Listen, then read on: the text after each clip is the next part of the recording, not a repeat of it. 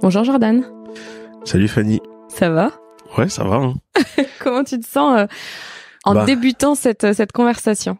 Je me sens légèrement fatigué, mais ça va. Ça va, autour de moi, il y a des bonnes ondes, des bonnes énergies, donc c'est cool. Cool. Qu'est-ce qui t'amène ici ? Qu'est-ce qui fait que tu t'es dit ouais, go, on fait ce podcast ensemble ? En fait, tu me poses la question de qu'est-ce qui a fait que je suis réveillé depuis 5h30 du matin. Allez, je me le mange dans les dents.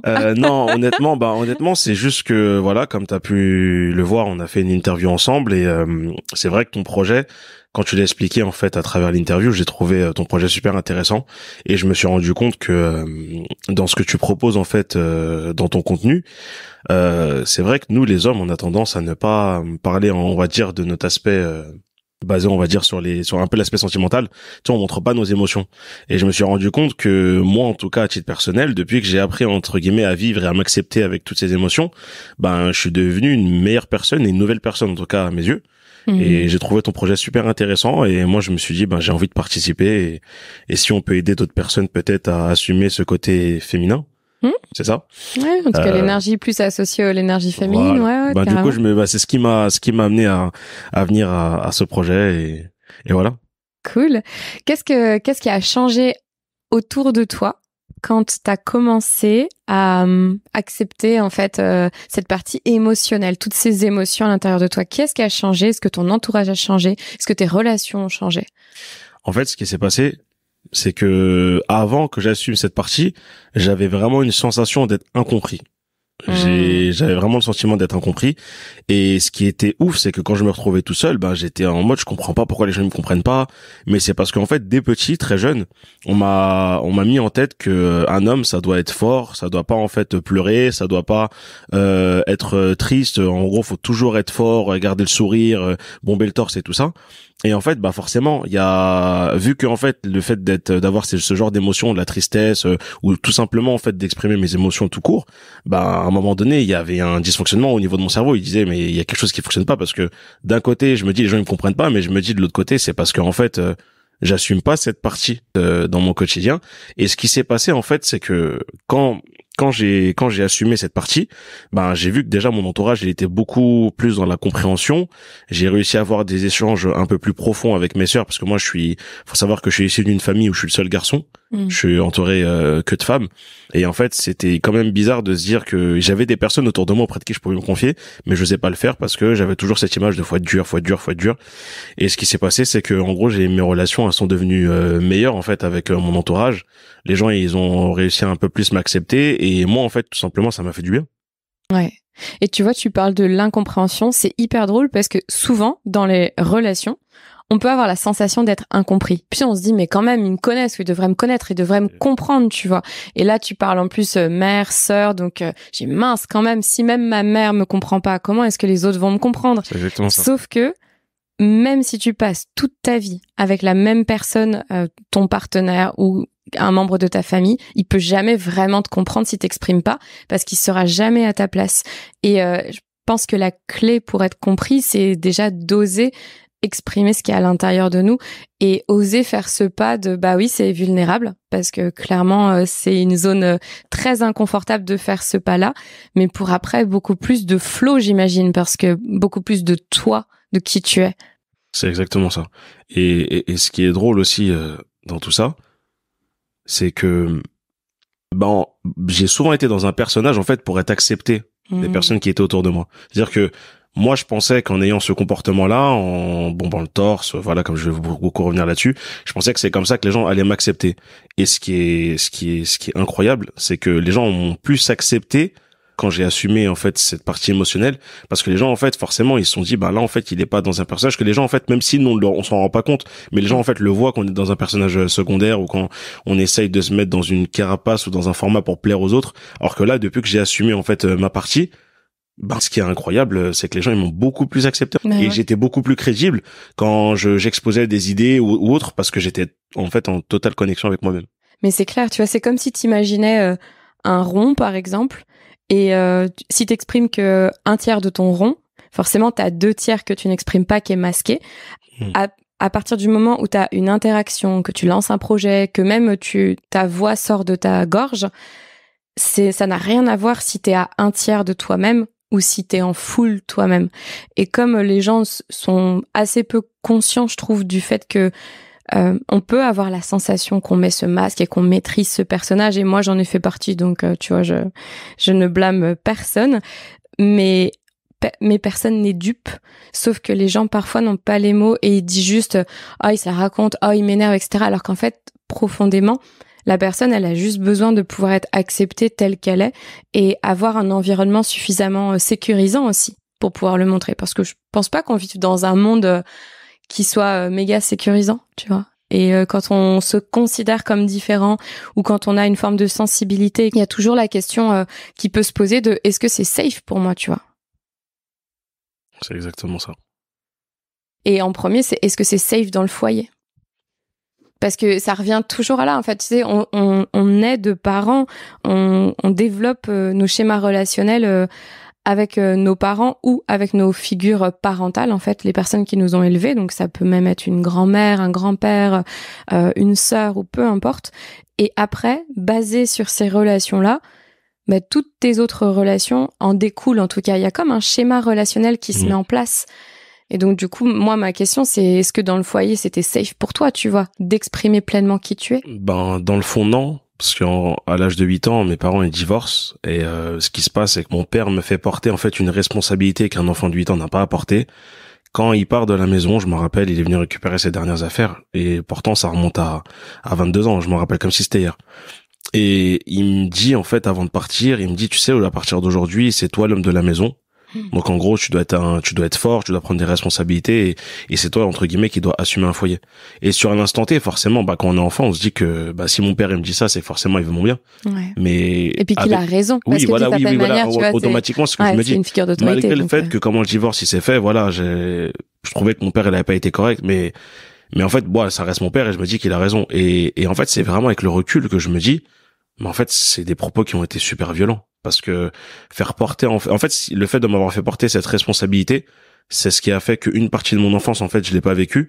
Et comme, on le disait juste avant, ça m'a automatiquement fait me mettre dans un personnage qui n'est pas moi. Et du coup, ça veut dire qu'il y avait pas de place pour exprimer mes émotions, mes sentiments, parce que dans ma tête, j'étais déjà dans une mentalité où je suis limite, je suis un adulte. Je me dis, vu que c'est moi qui dois porter les responsabilités, je suis adulte. Et quand j'arrive vers l'âge je crois que si je me trompe pas, c'est 21 ou 22 ans, à ce moment-là, en fait, je me rends compte qu'il y a un problème, en fait, avec la vision que moi j'ai de la vie et la vision que les personnes ont autour de moi. Et je me suis dit, c'est quand même bizarre parce que et c'est à partir de là que j'ai commencé à être entre guillemets incompris. Mais si je devais te résumer ça, c'est comme si, en fait, arrivé à 22 ans, c'est à ce moment-là que j'ai recommencé limite à vivre mon enfance, que je n'ai pas vécu, en fait, durant toutes ces années. Et du coup, les gens, j'avais beaucoup la réflexion de, t'es un gamin, tu fais des trucs, on dirait que en gros, t'es pas débile, mais ils disent, en gros, on dirait que t'es un enfant, comment tu te comportes, etc. Et je me suis toujours posé la question, j'ai dit, mais pourquoi j'ai ce côté enfantin qui est toujours là, et genre que normalement j'ai 22 ans, parce que forcément la société te met en tête que voilà, quand t'as 22 ans, moi je connaissais pas encore cette histoire de garder son âme d'enfant, trouver un juste milieu, etc. Bien sûr. Et ce qui se passe en fait, c'est que je me dis, je comprends pas pourquoi je comprenais pas pourquoi j'étais incompris. Et en fait, avec le recul et en ayant fait un gros travail sur moi, j'ai compris en fait d'où ça venait. Et le fait d'avoir, comme tu disais, porter ces responsabilités-là, c'est ce qui a fait que je pouvais pas, en fait, il y avait pas de place, en fait, pour que je m'exprime sur ce côté enfant qui était, vu que j'étais encore enfant, cet enfant-là ne pouvait pas s'exprimer parce que automatiquement, cet enfant était dans un corps ou dans la peau d'un adulte. Donc, j'ai pas pu m'exprimer face à mes sœurs, face à ma mère. Même des fois, il y avait peut-être des choses sur lesquelles j'avais envie de discuter, de m'exprimer, d'échanger. Mais en fait, vu que moi, dans ma tête, j'étais un adulte et qu'on m'avait, depuis très petit, en fait, montré que un adulte, c'était une personne qui mettait pas les problèmes en avant, qui devait rester fort et tout ça, j'ai pas pu entre guillemets échanger avec ma famille. Donc pour revenir à ta question, non, forcément c'était pas safe pour moi dans le foyer, et de plus parce que j'ai dû porter une responsabilité que j'avais pas à porter. Ouais. C'est quoi aujourd'hui ta définition d'un adulte ? Un adulte.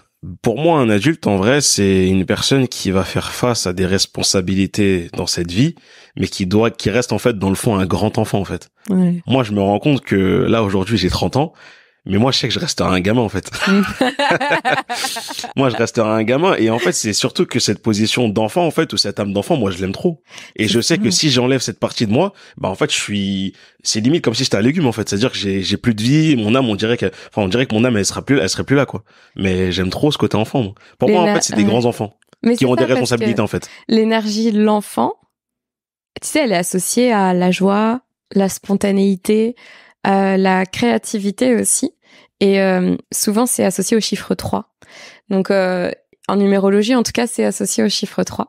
Et c'est vrai qu'on associe vraiment l'enfance à la spontanéité et la joie. Mais aussi, du coup, aux émotions qu'on peut avoir du mal à gérer parce que t'as vu un enfant, moi je prends souvent l'exemple de mon neveu parce que c'est celui que j'observe de plus près actuellement. Il a 2 ans et 3 mois et c'est compliqué les émotions pour lui, quoi. Et je trouve que t'as juste à observer un enfant pour comprendre à quel point tout peut devenir dramatique ou au contraire tout peut être une très très grande joie.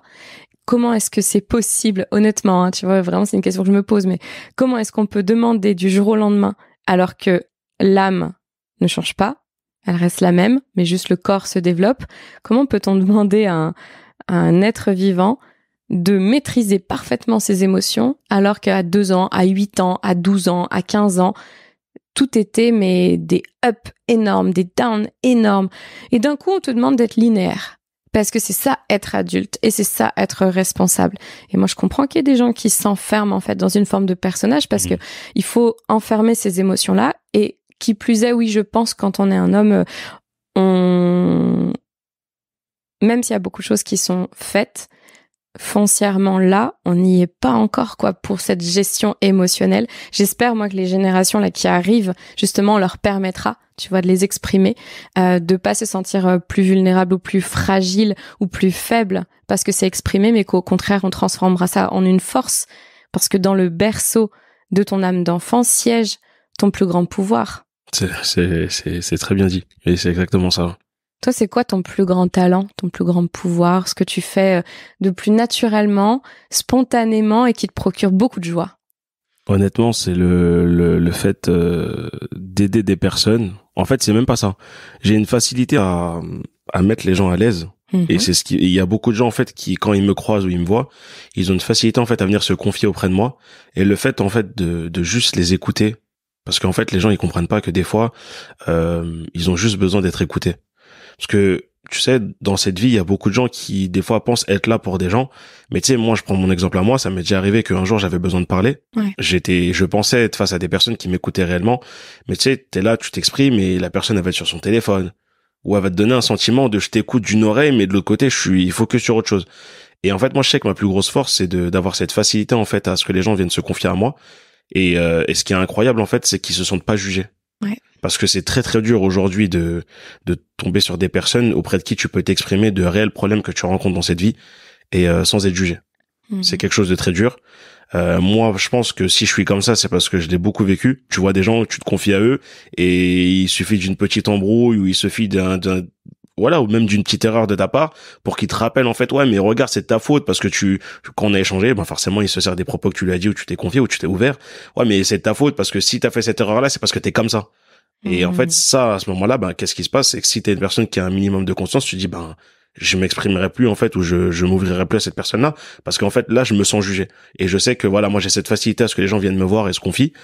Et, il y a même quelqu'un que je connais très bien qui m'a dit, or qu'il m'avait vu 2 fois, hein. Il m'a dit, je sais pas pourquoi, quand je te vois, je sais que je peux te raconter toute ma vie et je sais que les yeux fermés, entre guillemets, c'est pas, ma vie, elle sera pas, propagée ou partagée en fait auprès des autres ou quoi. Donc je pense que ça c'est ma plus grosse force et même à travers mon projet je le vois. Toutes les personnes qui passent dans mon média, généralement j'arrive à les faire s'exprimer sur des choses assez personnelles, mais je pense que c'est aussi parce que voilà, j'ai cette facilité à mettre les gens à l'aise et quand je m'intéresse à quelqu'un ou quand je t'écoute, bah je t'écoute réellement parce que si vraiment j'avais pas envie de t'écouter, je te dirais j'ai pas le temps mais voilà, quand je prends le temps et j'écoute les gens. Donc je pense que mon plus grand talent c'est ça.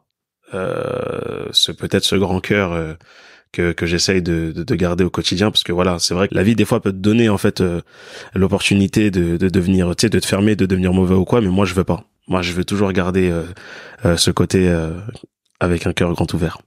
Donc voilà. C'est beau.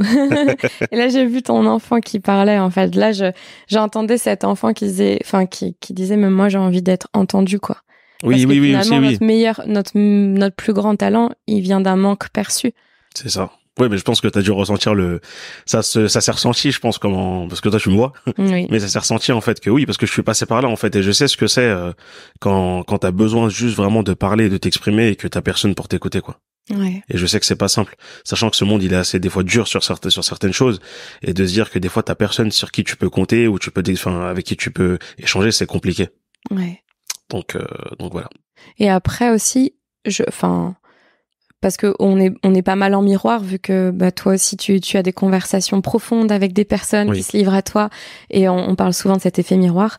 Est-ce que tu trouves que c'est parce que tu as déjà fait toi ce chemin de non-jugement envers toi-même et de te montrer vulnérable que les autres peuvent le faire?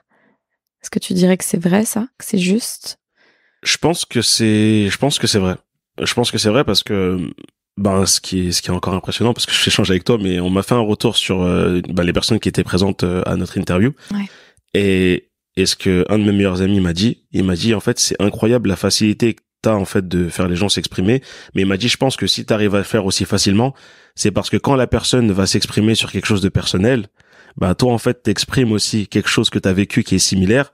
Et la personne, forcément, elle se dit, je me sens comprise ou je me sens compris. Et du coup, là, je peux me lâcher.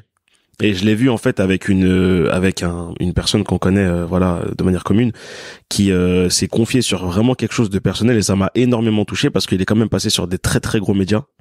Et il a pas, je sais pas si c'est parce qu'il a pas eu l'occasion ou le temps ou le moment où il pouvait s'exprimer sur quelque chose d'assez personnel, mais en fait dans l'interview il dit, tu me mets tellement à l'aise que je vais rentrer dans un truc plus que personnel que j'ai jamais dit à personne. Et ce que j'ai trouvé beau dans la finalité, c'est que sa petite sœur a écouté, en fait, le moment où il s'est exprimé sur sa vie personnelle, et quand je l'ai croisé à un événement, elle m'a dit merci. Elle m'a dit merci parce que c'est une partie de mon frère que je ne connaissais pas, et je sais pas comment t'as fait pour réussir à le faire s'exprimer sur ça, mais maintenant je comprends mieux ses comportements sur certains aspects qu'on était un peu plus jeune. Et moi, pour moi, tu vois, c'est comme j'ai dit, quand je fais ce magnifique métier, et quand je fais tout ça, en fait, je m'en fiche, en fait, des vues, de l'argent. Moi, tu vois, le fait d'avoir réconcilié, en fait, peut-être une personne sur un problème où elle avait pas de réponse, je suis l'homme le plus heureux. Bien sûr. Nous, c'est pas des vues qu'on veut. Voilà. C'est toucher, nous. C'est exactement ça. Donc oui, pour revenir à ça, c'est que oui, moi, je pense que c'est une réalité. Le fait que peut-être moi, je montre à la personne, regarde, moi aussi, j'ai souffert. Tu vois, moi aussi, j'ai eu des galères comme toi. Moi, je te comprends. Parce que je suis passé par là. Quand je suis pas passé par ce chemin-là, j'essaye peut-être d'interpréter. Je me dis, je peux comprendre qu'à ce moment-là, ça a été dur ou quoi, mais quand c'est quelque chose qui me parle, voilà, là, ce que tu vis, moi, je l'ai vécu. Donc, t'inquiète, tu peux te lâcher, exprime-toi.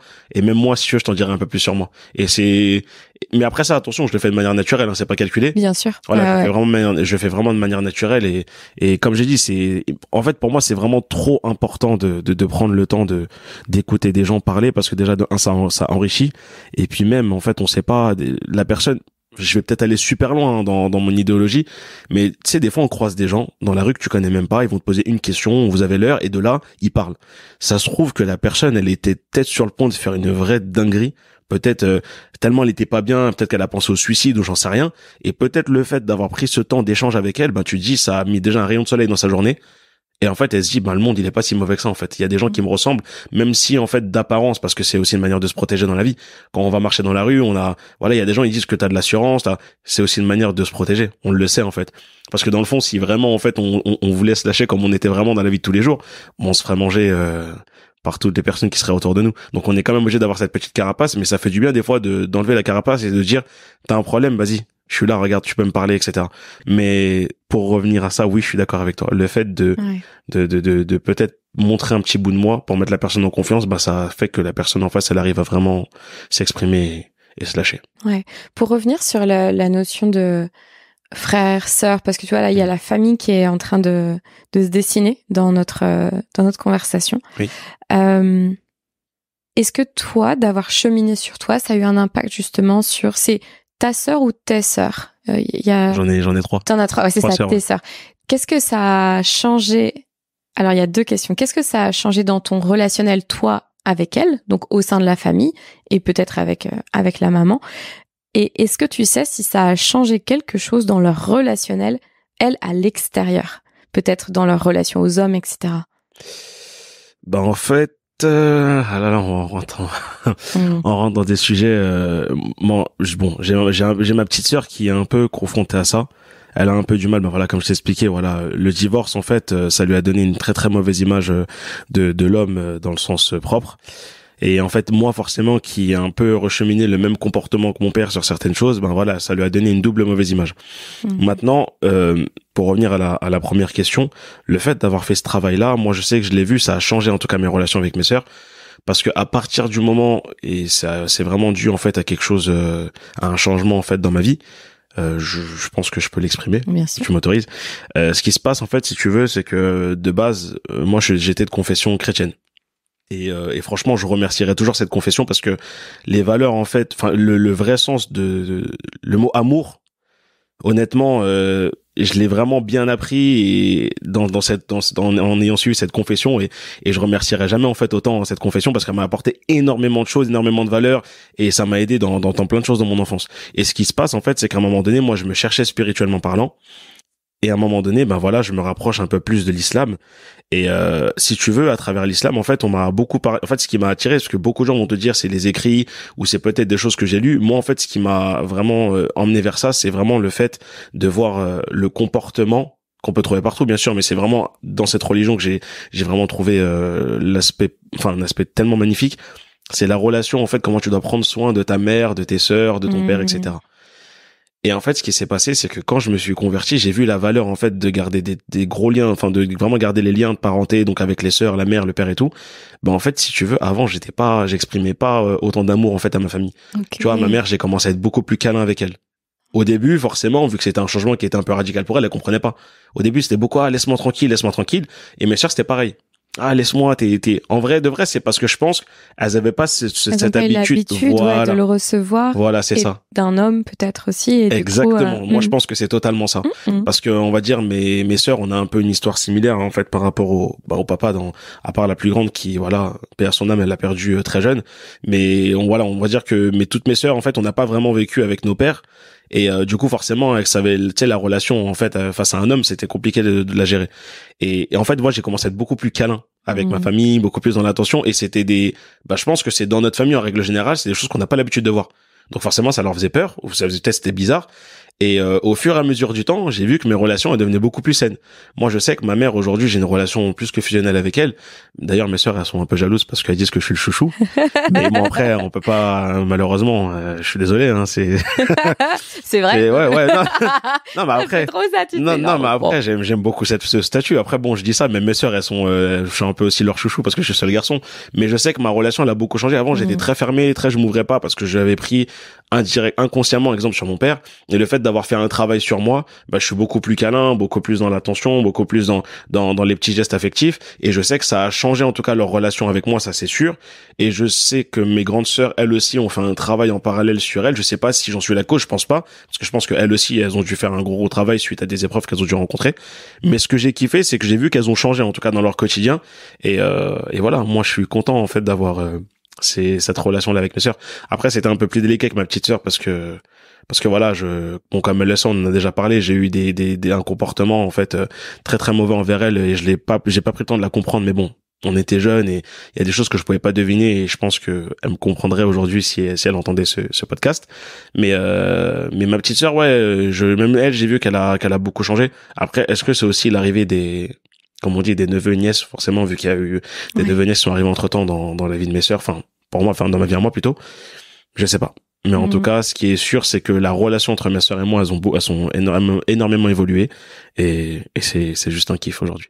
C'est beau parce qu'on vient d'une famille quand même, tu vois, et quand je vois des familles qui sont désunies, alors que parfois t'as juste, tu vois, ce que t'as mis en place. Alors bien sûr qu'il y a tout un travail psychologique, etc., et de travail sur toi, mais la puissance d'un câlin, il faut pas la négliger, quoi. Je suis d'accord. Et ce genre de petits gestes qui est en fait un des langages d'amour, ça peut vraiment apporter énormément de bien. C'est ce qu'on fait aux bébés de manière générale. Donc, une fois encore, j'ai l'impression que tu vois, parce qu'on endosse cette carapace d'adulte responsable, qui a des choses qui ne se font pas, mais en fait, qui dit que ça ne se fait pas? Et ce que je trouve intéressant, c'est que toi, en tout cas, tu vas peut-être à l'encontre de l'ordre établi, tu vois. C'est ça. Alors, dans ta conversion, tu as changé de religion. En tout cas, tu t'es rapproché d'une religion qui te parle davantage, mais aussi dans ta façon de démontrer ton amour et dans plein de choses, je pense, qui sont peut-être atypiques pour ta famille et qu'au final, tu y vas. Alors, au début, peut-être ça fait peur. Je sais pas, je connais pas ton cheminement sur justement c'est quoi ton rapport à la peur. Est-ce que de faire des nouvelles choses pour toi, ça te génère beaucoup, beaucoup, beaucoup de peur, ou est-ce que t'es très spontané dans ton passage à l'action sur des nouvelles choses? Non, en fait, je suis spontané. Enfin, je suis spontané. Après, bien sûr qu'il y a toujours une petite peur, la peur de l'inconnu. Tu sais pas vers quoi tu te lances, tu sais pas tu sais pas ce que c'est la finalité. Mais le problème, en fait, c'est encore une fois de plus des choses qu'on ne maîtrise pas. Tant qu'on fait pas, en fait, on saura jamais. Donc, moi, j'y vais en me posant pas de questions et voilà. Après, pour revenir à ce que t'as dit, je pense que au début, ce qui m'a beaucoup aidé en fait à améliorer ces relations avec mes sœurs, je pense que quand il y a mes nièces qui sont arrivées, forcément, je me suis dit ce que j'ai peut-être pas pu faire avec mes sœurs, je vais le reproduire en fait avec mes nièces. Ouais. Et en fait, surtout que voilà, moi de toute façon, mes nièces, franchement, c'est une grosse partie de ma vie. C'est pour ça que même j'étais en train de me plaindre en disant pourquoi il y a pas de la fête des tontons ou un truc comme ça, ou des tatas, parce que des fois on est vraiment investis. Je suis d'accord. Et ça va être toujours plaisir. Mais j'ai regardé sur internet et effectivement il y a la fête des tontons et des tatas depuis je crois 2012, un truc comme ça. Mais c'est pas vraiment mis en avant. Et en fait je pense que voilà, peut-être que le fait de voir en fait la relation que j'ai créée avec mes nièces, parce que c'est vrai que j'ai plus de nièces et j'ai un seul neveu, donc voilà. Peut-être que mes sœurs, c'est comme à l'image de ta famille. Ouais, voilà. Et peut-être que c'est ce qui a fait que la relation avec mes sœurs elle a peut-être changé. Parce que moi, je suis vraiment très très proche de mes nièces dans le sens où en fait, je les aime trop. C'est inexplicable en fait. C'est un amour que je leur porte depuis qu'elles sont petites jusqu'à maintenant.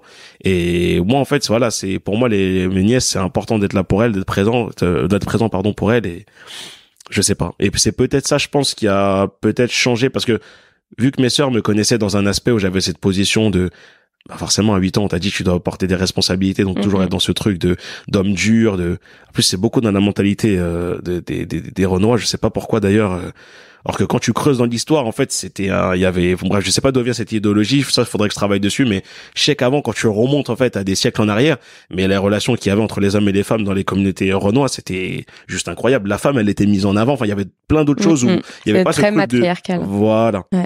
Et du coup, je sais pas, je pense que c'est peut-être ça qui a fait que voilà, peut-être, vu qu'elles m'ont vu dans cette image-là, le fait de me voir dans un autre angle en me disant, en fait, là, il est câlin, là, il est tactile, là, il est très attentionné, il vient récupérer les petites, etc. Je pense que ça aussi, ça a peut-être, changé, peut-être quelque chose dans la relation avec mes grandes sœurs. Et ma mère aussi. Ouais. Et ton neveu? Parce que du coup, c'est un autre petit garçon. Ouais. Et c'est aussi, donc, un petit garçon à qui tu peux transmettre peut-être des choses que toi t'as pas eu la sensation en tout cas ou l'opportunité de recevoir quand t'étais petit. Et c'est quoi ton rôle par rapport à lui? En fait, je pense que mon neveu, ce qui a été délicat, c'est que il a vécu en fait une histoire un peu similaire à la mienne dès sa naissance. Et du coup, je pense que j'ai été très proche de lui jusqu'à un certain âge. Après, forcément, il s'est forgé un caractère parce qu'il a été perturbé par beaucoup de problèmes familiaux en fait de son côté. Et lui, je pense qu'il a fait exactement. Moi, en fait, je pense qu'il le sait, hein, j'ai toujours été vers lui en lui donnant toujours de l'amour, en fait, de l'affection, etc. Mais vu qu'il s'est forgé un caractère parce qu'il a été perturbé par plein de choses, il est rentré en fait dans cette posture de je suis un bonhomme, je montre pas mes sentiments. Même jusqu'à maintenant, il a encore du mal, hein, je le vois. Au contraire, là, depuis qu'il a eu une fille. Et depuis ça, franchement, on sent qu'il est beaucoup plus attentionné, beaucoup plus dans l'amour, beaucoup plus dans, les petits détails bêtes, mais il va t'envoyer des cœurs par message, des trucs. Ouais. Avant, il était pas comme ça, tu vois. Ouais. Il était beaucoup dans l'image de je suis un dur à cuire, je suis un bonhomme.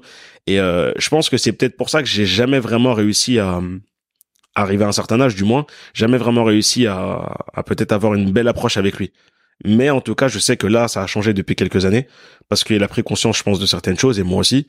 Et bien sûr qu'on s'est déjà pris la tête 100 000 fois parce que forcément, lui, il pensait des fois connaître des choses sur la vie, alors qu'en vrai, il était encore jeune et qu'il se rendait pas compte qu'il fonçait dans un mur et tout ça. Mais aujourd'hui, non, je m'entends beaucoup mieux avec lui. Aujourd'hui, c'est beaucoup plus simple. Après, je sais qu'il a encore un peu du mal. Parce que moi, franchement, maintenant, j'ai plus de gêne à faire des câlins, des trucs. Je sais qu'il a encore du mal, lui. Mais ça va. Il y a un truc particulièrement que tu voudrais lui dire, comme si tu te parlais, toi, à ton ancien toi. Il a quel âge, ton neveu? Il a 3 ans bientôt. Ouais, donc ça correspond à, toi, tu m'as dit que tu te sentais incompris vers 21, 22 ans. Ouais, c'est exactement ça. Ouais. Du coup, c'est ton miroir direct d'une certaine manière. En tout cas, ça peut être une projection. Est-ce qu'il y a quelque chose là que t'aimerais dire à cet ancien toi de 21, 22, 23 ans, mais du coup aussi pouvoir transmettre peut-être de manière directe ou indirecte à ton neveu? Bah déjà, j'aimerais en premier lieu lui dire que je l'aime, parce que c'est important de le dire. Parce que même si des fois les gens ils prennent ça à la légère, c'est important de dire aux personnes qu'on a autour de nous qu'on les aime d'une manière ou d'une autre, que ce soit par le comportement, mais même de le dire, ça fait toujours du bien à entendre. Donc déjà, je voudrais lui dire que je tiens à lui un truc de malade, même si peut-être que des fois je vais peut-être donner le sentiment de l'inverse, mais je pense qu'il le sait.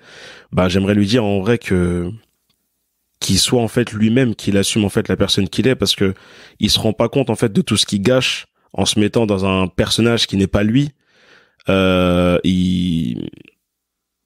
Je sais même pas comment définir, mais en fait je sais ce que c'est dans un personnage qui n'est pas toi, et en fait t'es pas heureux en étant comme ça, t'es vraiment pas heureux, t'es pas épanoui, parce que on te dit qu'il faut être comme ça, ou la société, ou je sais pas qu'est-ce qu'il formate à être comme ça, mais en fait quand il est lui-même, et il s'en rend même pas compte que quand vraiment il est lui-même et qu'il assume sa part d'ombre et sa part de lumière, mais c'est une personne incroyable.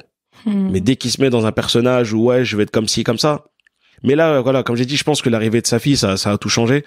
Et ouais, moi, si je devais lui dire quelque chose, c'est vraiment qu'il s'assume, quoi, qu'il soit lui-même, et qu'il arrête d'avoir peur de montrer ses côtés, genre en gros, c'est sa partie émotionnelle où je montre pas que je suis triste, je montre pas que je suis. On est humain, on a été créé comme ça. Et le problème, en fait, c'est que quand t'es pas toi-même, bah en fait, il y a plus personne, en fait. C'est-à-dire dans sa personne, qu'il soit lui-même, qu'il assume qui il est réellement, et puis voilà, ça va aller. Merci beaucoup. En tout cas, je pense que ça fait du bien, même moi à l'entendre, ça fait du bien d'entendre ça, tu sais, ce rappel de, en fait, il y a pas d'autre chose à être que soi-même. Non. C'est vraiment, on n'a pas d'autre rôle, tu vois. C'est quand on dit oui, c'est déjà pris, tous les autres sont déjà pris, sois toi-même ou je sais pas quoi. C'est ça en fait derrière. C'est vraiment cultivons nos talents. Mais qu'est-ce qui fait que, enfin, je sais pas, de ton expérience, toi, qu'est-ce qui t'a permis vraiment de te dire mais c'est vers là que j'ai envie d'aller, j'ai envie d'aller à la rencontre de personnes, de les filmer, de les interviewer, de les enregistrer, de le diffuser. Comment est-ce que tu y es arrivé à ça, tu vois? Depuis que j'ai 15 ans, parce que là j'ai vraiment le chiffre dans ma tête. En fait, depuis que je suis très jeune, beaucoup de gens m'ont dit tu sais, dès qu'il y avait les conseils de classe, dès qu'il fallait choisir un délégué, tout le monde disait ouais Jordan, toi vas-y sois délégué parce que t'as cette facilité à t'exprimer devant les gens, t'es à l'aise devant les personnes, etc. Mais si tu veux, ces qualités-là, je me rendais même pas compte en fait de ma force à ce moment-là, parce que j'étais en manque de confiance, et je m'étais encore mis, parce que comme tu le sais, quand t'es au collège et tout, c'est soit tu te fais respecter, ou soit t'es la tête de Turc. C'est la personne avec qui on va faire du harcèlement, qu'on va vanner, etc. Et des fois, en fait, t'as même pas envie d'être du côté des personnes qui se font respecter, qui font les durs à cuire, ou ceux qui taillent tout le temps. Mais tu dis, pour qu'on te laisse tranquille, parce qu'on sait à quel point t'es très susceptible à cet âge-là, tu dis, bah, je vais me mettre de leur côté à eux. Et du coup, en fait, depuis que j'ai 15 ans, je savais que je voulais, je rêvais de faire du journalisme. Je m'en rappelle, il y a quelqu'un qui m'a dit, je devrais trop faire journaliste, parce qu'en gros, t'es drôle, comment tu fais les trucs, etc. Tu devrais faire ça. Sauf que j'étais pas conscient de ma force. Et ce qui se passe, en fait, bah, vu que j'étais pas moi, en fait, je suis parti dans autre chose de ce que ce qui me correspondait moi totalement. Parce que toujours dans ce chemin, enfin, dans cette image de vouloir plaire aux autres, de vouloir faire les choses pour les autres et pas pour moi. Et comment je suis arrivé à tout ça, c'est qu'à un moment donné, bah, je suis passé par plein de phases artistiques. De base, j'ai fait de la danse en très très haut niveau. Et il y a un moment donné, je sais pas si c'est le fait que j'avais le syndrome de l'imposteur qui m'a fait un peu peur, parce que je savais qu'en fait, à un moment donné, j'aurais pu être une référence déjà en France et dans le monde. Et je pense qu'à un moment donné, j'ai un peu flippé. Je me suis dit, oh, je vais arrêter parce que ça me saoule, parce que je suis pas épanoui, parce que ça tournait en rond et qu'il y avait pas, je sais pas, il manquait un petit truc qui me rendait heureux, en fait. Ouais. Du coup, après, j'ai fait du théâtre, j'ai fait du stand-up, je suis passé par, j'ai commencé à écrire des poèmes, et je sais pas, à un moment donné, je me suis dit, je suis pas à ma place. Je suis pas à ma place, j'arrive pas à trouver réellement ce qui me plaît. Et moi, en fait, ce qui était embêtant, c'est que, comme beaucoup de gens, je pense, qui se reconnaîtront là-dedans, c'est que l'aspect de la routine, je déteste ça. Vraiment, je déteste ça, le fait de tourner en rond, de faire toujours la même chose. Ça peut durer pendant quelques mois, un an grand max, et après, au bout d'un an, je suis saoulé. Et voilà. Et à un moment donné, bah, il y a le Covid qui arrive. Et quand le Covid arrive, en fait, je me rends compte que de tout ce qui se passe, je vois, en fait, que les gens, ils sont un peu plus solidaires, parce que forcément on a traversé quelque chose qui était compliqué, une pandémie. T'entendais un nombre de morts par jour, c'était impressionnant. T'entendais des personnes autour de toi qui étaient hospitalisées, t'entendais des personnes autour de toi qui avaient le Covid, même tes proches, t'étais en train de te dire est-ce que je vais le perdre, est-ce que je vais pas le perdre. Et à ce moment-là, je me suis vraiment posé les bonnes questions. Je me suis dit, Joe, qu'est-ce que t'aimes réellement faire dans cette vie? Qu'est-ce qui fait que tu te lèverais le matin et tu te dirais, bah en fait cette vie-là me correspondrait jusqu'à temps que je meure parce que je suis trop épanoui, etc. Donc vraiment j'ai pris le temps dans les 2 mois où on était confinés de me poser les bonnes questions. Et je me suis dit, attends, qu'est-ce qui fait que je pourrais mettre une partie de stand-up où je peux faire rire un peu les gens, je peux rire avec les gens? Qu'est-ce qui fait que je pourrais être apporter en fait du bonheur aux gens, parce que même quand je dansais et tout, d'ailleurs on m'appelait Funky Smile parce que j'avais toujours le smile quand je dansais, et je me rendais même le sourire, je me rendais même pas compte que c'était ma force à ce moment-là, parce que les gens, voilà, ce que j'exprimais ou ce que je dégageais, ça leur apportait du bonheur. Donc je me suis dit comment je peux ajouter cette partie danse où j'apporte aussi du bonheur en étant moi-même avec ma personnalité. Et à un moment donné je me suis dit mais attends, quand j'ai creusé, j'ai dit mais quand t'avais 15 ans t'as dit que tu rêvais de faire du journalisme. Après je me suis dit bon attends, journaliste, dans quoi je me lance? Est-ce que je m'enferme dans un cadre ou est-ce que je fais quelque chose qui parlerait à tout le monde? Et en fait, pendant le Covid, je me suis rendu compte que ce qui revenait tout le temps, on ne parlait plus d'origine, on ne parlait plus de confession ou d'orientation, on parlait d'humain. Ouais. Les gens, ils étaient énormément dans l'humain, et je me suis dit, c'est ça en fait qu'il faut que je fasse. Faut que je trouve un format ou quelque chose qui parle à tout le monde. Parce qu'en fait, justement, c'est, comme j'ai dit, l'orientation ou les confessions, tout ça, c'est quelque chose qui est personnel. Bien sûr que tu peux en échanger si une personne en face de toi, elle veut comprendre et que tu veux lui apporter une explication à ce que tu pratiques. Mais tu vois, tous ces trucs-là, en fait, c'est des choses qui sont personnelles. J'ai dit, par contre, l'humain, c'est quelque chose qui touche tout le monde.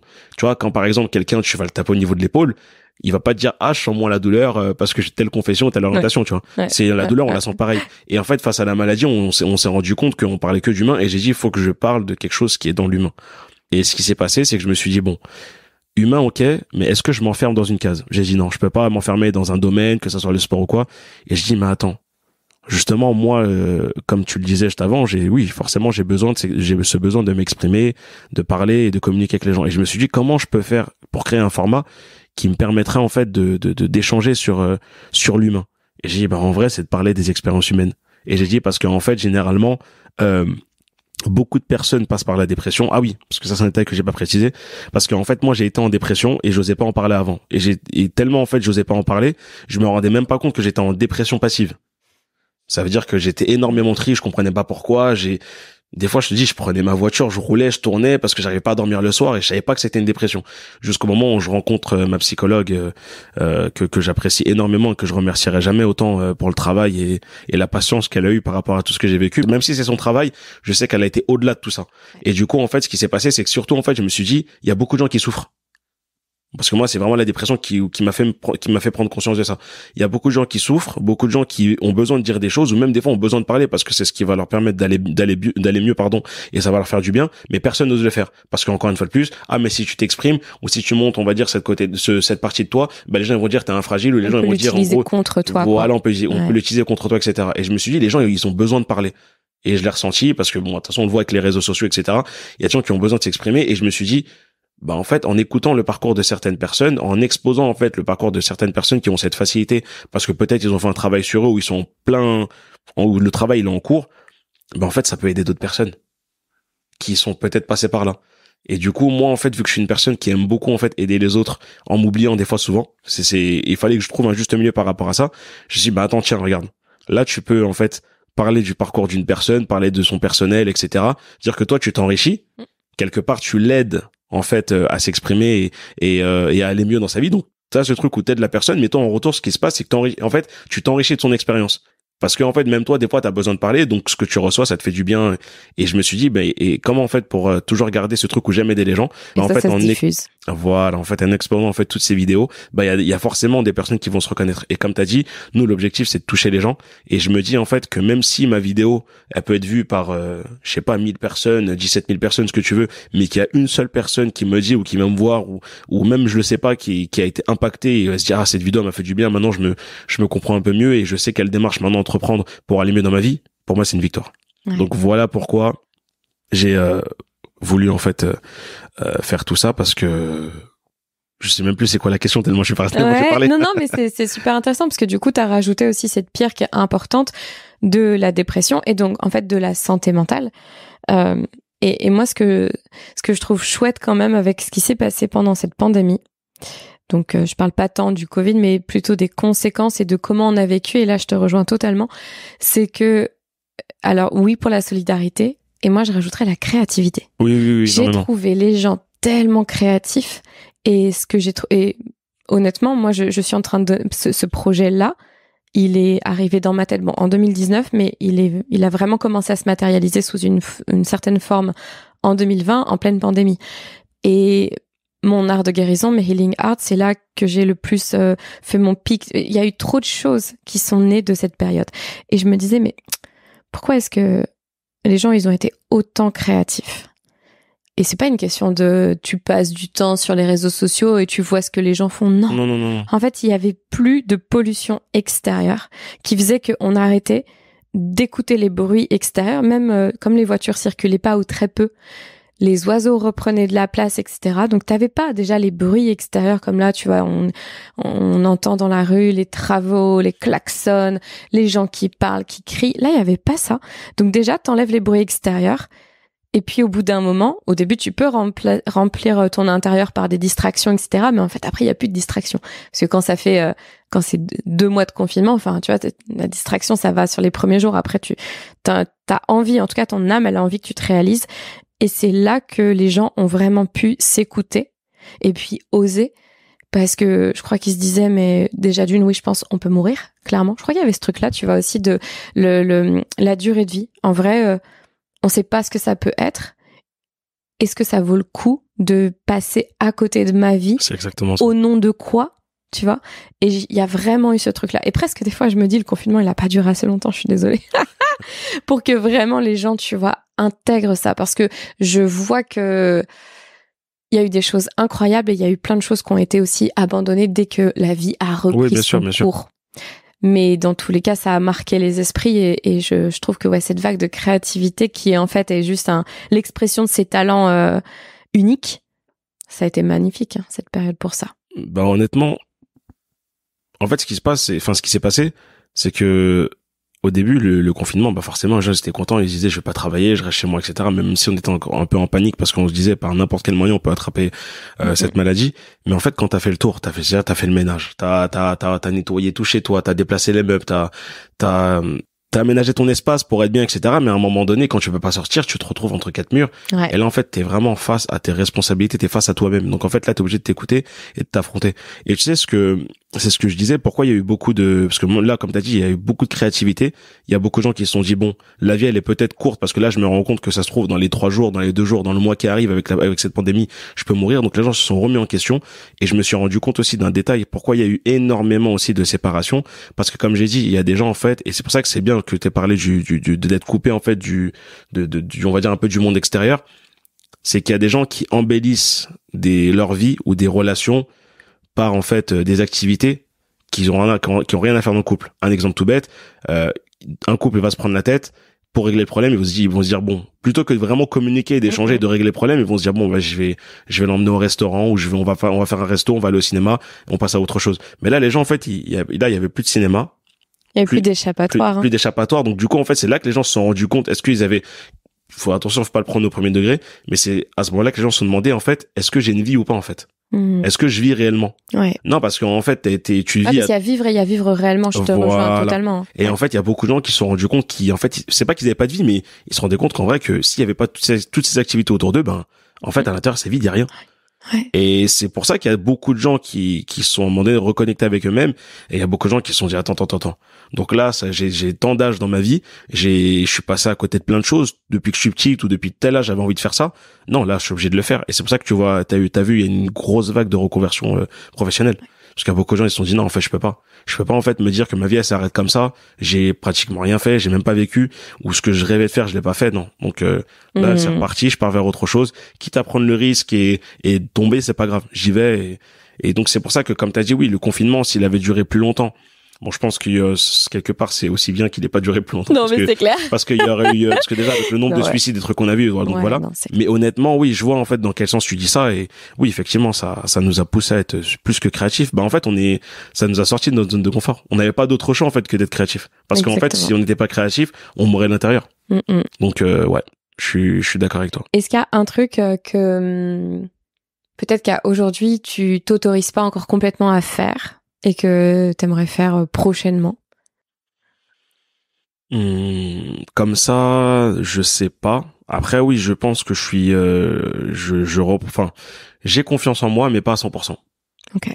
Je me pose, en fait, le gros problème que j'ai, c'est que des fois, plutôt que d'agir, des fois, je me pose encore énormément de questions. Tu restes dans ta tête plutôt que de passer à l'action. C'est ça, en fait. Ça m'arrive souvent et ce qui est impressionnant, c'est que quand je me dis, oh, tu sais quoi, vas-y, te pose pas de questions, vas-y. De toute façon, tout se passe bien en fait. Du moins en tout cas pour moi tout se passe bien. Après bien sûr qu'il y aura toujours des choses à améliorer parce que pour moi se connaître, apprendre à se connaître, c'est même je pense que c'est jusqu'au moment où on meurt en fait que ça durera ce truc là parce que y a rien qui est acquis dans cette vie.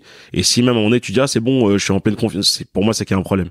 Donc oui, je me pose encore je pense énormément de questions et pourtant je suis beaucoup plus créatif et beaucoup plus actif qu'avant, mais je pense que je me pose encore trop de questions. Et de quoi tu aurais besoin comme ressources pour aller dans le sens de la confiance en toi et du passage à l'action? De quoi tu aurais besoin d'un peu plus? Je pense qu'il faudrait juste que, je sais pas si je peux le dire comme ça, mais je pense qu'il faut juste que je me sorte les deux doigts de vous savez où, et je pense que ça ira. Honnêtement, je pense que, parce que honnêtement, en vrai, il y a rien. En fait, si vraiment là tu me poses la question que je me pose, tu me dis qu'est-ce qui te retient, je dis rien qui me retient. À part peut-être la peur. Ouais. Encore une fois de plus, d'aller vers cet inconnu, d'aller vers quelque chose qu'on maîtrise pas, etc. Et c'est difficile, en fait, quand toute ta vie t'as été formaté ou bridé en disant que tu dois avoir cette mentalité-là, ce mode de vie. Bah ouais, tu peux pas changer du jour au lendemain, ça, je le comprends bien. Ouais, donc et puis après, même moi, je me mets pas de pression, tu vois, je me dis petit à petit, mais tant que je lâche pas, en fait, ce petit à petit. Voilà, c'est pas, en fait, je commence, après je me dis non, je reviens en arrière, c'est petit à petit, j'essaye parce que comme je t'ai dit, j'avais le syndrome de l'imposteur, donc j'avais cette peur avant de m'exprimer, de m'exposer, de me montrer, de tout ça.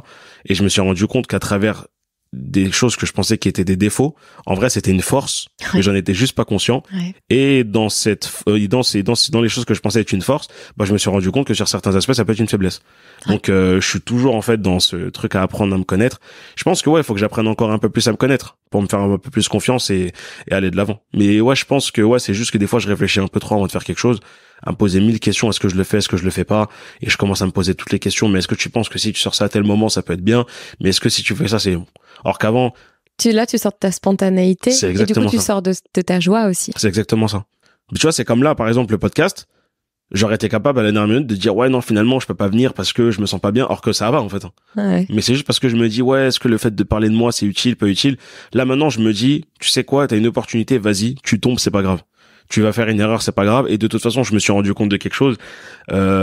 Bon après, je pense que je le savais, mais je l'avais pas encore mis dans ma tête. C'est qu'en fait, c'est en exerçant, en faisant les choses, que tu vas t'améliorer.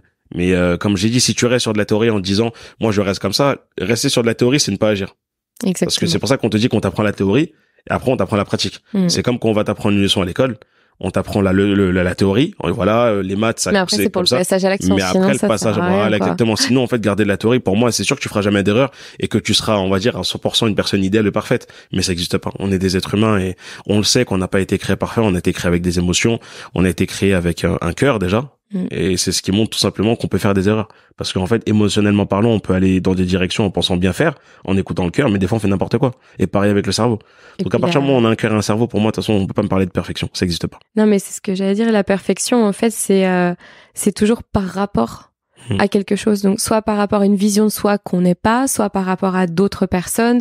Et donc, comme c'est une comparaison, déjà, pour moi, en fait, ça n'existe pas. Et à chaque fois qu'on essaye d'aller dans la perfection, c'est ce qui nous fige à passer à l'action. Et si je pouvais juste rajouter, parce que je sais qu'on en a discuté, quand on s'était vu qu'on avait beaucoup discuté, c'était fin février. Ce projet, il était, ça faisait 3-4 ans qu'il était dans ma tête. Il y a des choses que j'ai menées, puis j'ai arrêté. Comme si, tu vois, à certains moments, j'avais soit peur de ma lumière, soit peur des conséquences ou plein de choses. Et puis, à mesure qu'il se façonnait, je me rendais compte, quand on s'est rencontrés, c'était ce truc-là, c'était, en fait, il y a plus rien qui me bloque, quoi. La seule chose qui me bloque, c'est moi. Et la seule chose qui me bloque, c'est parce que je suis en train de me faire une montagne de quelque chose, alors que c'est dans ma mission de vie. Et ce qui m'a juste permis de débloquer, c'est de me dire, ok, tu sais quoi, t'as un million de personnes qui sont là pour toi, qui veulent t'aider, bah tu commences, tu fais un appel, t'envoies un message vocal, tu passes à l'action, tu cales ton truc. Le matériel de podcast, ça fait 1 an que je l'ai et je l'utilise que depuis un gros mois, tu vois.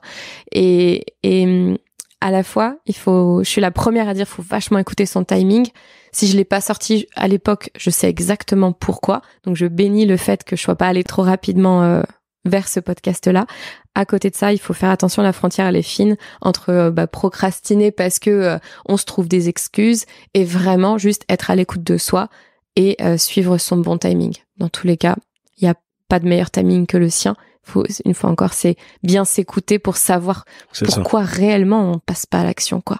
Il y a des gens qui vont te pousser en fait en disant ouais mais faut que tu le fasses. Mais comme t'as dit, faut s'écouter. Faut s'écouter parce qu'il y a rien qui arrive au hasard et comme tu l'as dit, ça fait 1 an que t'as le matos, que t'avais rien lancé, mais si tu l'as fait que maintenant, c'est qu'il y avait une raison, parce qu'au final, avec le recul, t'as compris pourquoi tu l'as pas fait avant. Ouais. Et puis après, pour revenir à ce que tu disais, c'est pas simple d'assumer sa lumière, quand en fait, depuis petit, on t'a toujours appris à te dire, quand tu vas à l'école, sois discret, te fais pas remarquer, attention, quand tu vas dans la rue, fais pas ci, fais pas ça. Mais en fait, à un moment donné, c'est bien d'avoir des directives et d'être, on va dire, encadré sur certains aspects. Mais en fait, si on fait ça, à quel moment, en fait, on laisse l'enfant qui a besoin justement de s'exprimer, en fait, tout simplement. Tu vois, donc, quand tu me dis que t'as peur de ta lumière, je peux le comprendre parce que je suis dans le même truc que toi. Et enfin j'ai été du moins dans le même truc que toi parce qu'aujourd'hui je pense qu'on l'assume un minimum, donc c'est déjà très bien.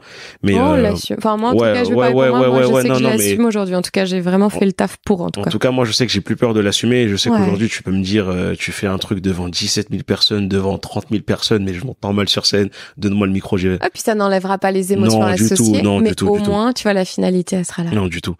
Donc voilà. Est-ce qu'il y a une dernière chose que tu as envie de partager, un truc qui vient de ton cœur, que tu as la sensation peut-être qui n'a pas été couvert et que, je sais pas, t'aimerais exprimer, ou tu penses que là ton cœur est plein et déjà dans la gratitude? Un truc que je vais exprimer, un truc qui me vient. Parce qu'en fait, je savais que t'allais me poser cette question. Oui, je m'en suis douté. Je me suis dit, s'il y a un mot de fin, de toute façon, s'il me l'avait pas posé, j'aurais quand même exprimé, comme t'as pu le voir, j'ai beaucoup insisté sur l'aspect de la dépression. Pour les personnes qui écoutent ce podcast, franchement, en fait, n'ayez pas peur de vous affronter parce que mieux vaut faire un travail sur soi pendant un certain nombre d'années plutôt que de souffrir toute sa vie. La dépression, je suis passé par ça, je sais ce que c'est. Et honnêtement, j'ai beaucoup sous-estimé ou jugé les personnes qui étaient en dépression parce que la preuve, ma petite sœur, elle l'était, mais j'ai pas pris au sérieux en fait sa dépression. Et je me rends compte qu'en vrai, quand tu la vis, c'est quelque chose d'assez compliqué parce que je pense qu'il y a des gens qui vont se reconnaître dans ce que je vais dire. En fait, quand t'es en dépression, ce qui est incroyable, c'est que t'as l'impression d'être dans un coma. C'est-à-dire que t'es conscient de tout ce qui se passe autour de toi, mais à l'intérieur, t'as l'impression d'être vide et limite d'être mort, en fait. Et c'est juste horrible comme sentiment. Et honnêtement, si vous avez des personnes autour de vous auprès de qui vous pouvez parler, allez les voir, parler avec eux parce que vous savez pas vers quoi vous allez passer. Enfin, vous pouvez passer peut-être à côté de quelque chose de qui pourrait vous aider en vous exprimant pas. Et si les personnes autour de vous, parce qu'ils sont peut-être dans une mentalité où ils pensent que la dépression c'est un truc banal, etc. Il y a des personnes qui sont spécialisées là-dedans. Moi, j'ai pas honte de le dire et je dis clairement et fièrement que je suis suivi par une psychologue depuis je crois que maintenant ça fait 4 ans. Je la vois pas régulièrement, mais je la vois en tout cas suffisamment pour qu'elle puisse m'aider à aller mieux et à me relever. Et il y a beaucoup de personnes de mon entourage en fait, parce que je pense que j'ai été peut-être la première personne qui a lancé tu sais, qui a allumé la petite flamme et tout le monde a suivi derrière. Donc et je l'ai vu autour de moi. Franchement, je l'ai vu autour de moi. J'ai vu des amis à moi qui avaient des histoires plus profondes que la mienne, mais aujourd'hui je les vois, ils sont souriants, pétillants, ils vont de l'avant, ils motivent les personnes. Vraiment, la dépression c'est quelque chose à ne pas négliger. Donc si vous pouvez entre guillemets voir un spécialiste, donc un psychologue ou une personne qui peut vous aider, allez-y et exprimez-vous parce que c'est trop important en fait, plutôt que de se ronger tous les soirs dans le noir et à rester réveillé jusqu'à je sais pas quelle heure en se posant 1000 questions, en se disant pourquoi je suis incompris, pourquoi je suis comme ci, pourquoi je suis comme ça. Pour ceux qui sont croyants et qui ont cet aspect spirituel, orientez-vous vers ce qui peut vraiment vous aider en fait à aller mieux, exprimez-vous comme vous le pouvez. Pour les personnes qui, comme j'ai dit, n'osent pas, franchement, aller voir la psychologue et elle peut vous aider. Et en fait, ça m'énerve parce que je voulais dire un truc qui m'est sorti de la tête, mais ça va me revenir peut-être après. Peut-être qu'il fallait juste que ce soit pas exprimé ou pas comme ça. Donc voilà, bon, je sais plus, mais en tout cas... mais ton message, il est puissant. Et si on devait le résumer, c'est en gros, la dépression n'est pas un état d'être, c'est-à-dire que c'est un état qui est passager, mais il est passager à partir du moment déjà où on en prend conscience. Tu sais, on lui dit, on reconnaît que, ok, je vis... je suis en dépression ou je vis un état dépressif, mais je ne suis pas ma dépression. Tu vois, c'est exactement ça. Ça, c'est vraiment important. Je pense qu'il faut le dire. Moi, je suis plus dans le human empowerment. Donc, voilà, c'est important pour moi. Les mots ont une valeur et on peut faire le travail seul, mais quand on est dans cet état-là, quand on se sent pas bien, mais ensemble avec des personnes qui veulent vraiment le meilleur pour vous, c'est exactement ça. Ça va beaucoup plus vite. Donc ouais, demander de l'aide. Déjà demander de l'aide, je trouve que c'est le premier geste en fait. Oui, bien sûr. Faire. Donc et génial. je me suis rappelé du détail que je voulais ajouter. Ah, ça y est, tu t'en es souvenu. Du coup, c'est juste, en vrai, n'hésitez pas, parce que moi, par exemple, je sais que beaucoup de gens m'auraient orienté vers un psychologue, mais moi, j'avais besoin de voir une psychologue parce que j'avais besoin d'un aspect maternel. C'est d'accord, femme, homme. Voilà, voilà. Okay. Oui, parce que j'avais vraiment besoin de l'aspect maternel, et c'est pour ça qu'en fait, voilà, n'hésitez pas, vous dites pas parce que je suis un homme, je dois aller voir un homme, ou parce que je suis une femme, je dois aller voir une femme. Des fois, c'est peut-être l'opposé qu'il faut aller voir, parce que lié à votre enfance, peut-être c'est... Moi, je sais qu'en tout cas, j'aurais pas eu cette facilité à m'exprimer si ça avait été un homme, et j'ai eu plus de facilité parce que voilà, il y a le côté rassurant, côté maternel, où en fait, elle a su, entre guillemets, me prendre par ma petite main, donc dans mon petit moi intérieur, et me dire, tu peux parler. Et je sais qu'avec un homme, peut-être lié à l'expérience avec mon père, j'aurais pas du tout réussi à m'exprimer. Donc voilà. En tout cas, merci à toutes les personnes qui écouteront ce podcast, et merci à toi, Fanny. Merci. De m'avoir invité, de m'avoir proposé et donné la chance de pouvoir m'exprimer. Il n'y a pas de souci, merci beaucoup. Vraiment, c'était un plaisir. Dernière question que je pose à tous mes invités. Comment tu te sens maintenant, après cette heure qu'on a passée ensemble? Comment c'est dans ton corps, dans ta tête? Non, honnêtement, je me sens bien. Et en fait, c'est marrant parce que là, d'habitude, c'est moi j'interviewe les gens, ou du moins j'échange avec les gens. Là, c'est toi qui a fait l'inverse. Et du coup, je me rends compte, en fait, que quand t'es dans cette position-là, ça fait du bien de s'exprimer. Et que là, je sais que je vais passer une belle journée. Cool. Et puis tu t'es réveillé, c'est bon, le réveil 5h30, oui, là, c'est bon. C'est bon, je vais pas le payer trop. Non, c'est bon. Non, franchement, merci à toi et merci pour ton travail, merci pour ce que tu fais. Et moi, comme j'ai dit, je suis à fond derrière ton projet, je te soutiens à 2000%. De toute façon, on a déjà échangé, on a déjà parlé par rapport à ça, donc voilà. Merci encore à toi. Merci beaucoup, merci, une très belle journée à toi. Merci.